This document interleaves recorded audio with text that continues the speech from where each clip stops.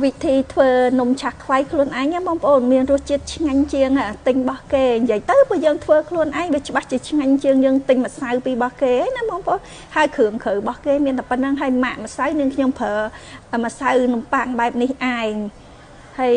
វិធីធ្វើហ្នឹងមានដូចតទៅនាងខ្ញុំប្រើម្សៅនំប៉័ងហ្នឹង5ខាប់ទេហើយម្សៅពោតហ្នឹង1ខាប់អំបិល2 teaspoon ហើយនឹងមេនំប៉័ងនេះនាងខ្ញុំប្រើ2 tablespoon ហើយនឹង baking powder ហ្នឹងប្រើ2 teaspoon ហើយនឹងពងមាន់ហ្នឹងនាងខ្ញុំប្រើ3គ្រាប់បងប្អូនគឺម្សៅទាំងអស់សរុបទៅ6ខាប់ម្សៅនំប៉័ង5ខាប់និងម្សៅពោតនោះ1ខាប់គឺទាំងអស់6ខាប់ហើយលាយបែបហ្នឹងហើយចំណែកទឹកដោះគោហ្នឹងក្តៅអ៊ុនៗណាបងប្អូនយើងប្រើ3ខាប់ហើយនិយាយទៅប្រើបែបហ្នឹងគឺយើងពណ៌ស្មើគ្នាបែបហ្នឹងទៅគឺម្សៅហ្នឹងមិនជ្រាយពេកហើយក៏មិនរឹងពេកហើយបន្ទាប់មកនាងខ្ញុំប្រើឡើយ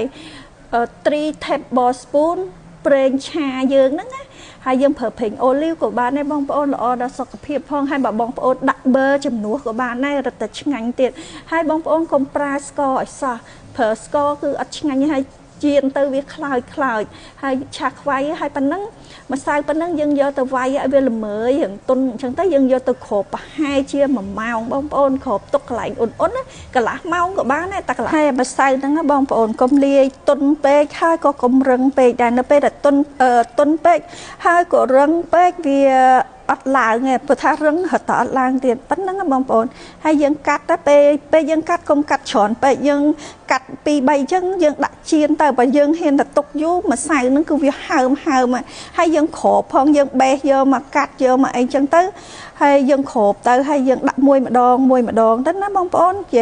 គឺធ្វើខ្លួនឯងអញ្ចឹងគឺមានរសជាតិឆ្ងាញ់អានេះនាងខ្ញុំទុកម្សៅកន្លះម៉ោងជាងឯនេះប៉ុណ្នេះ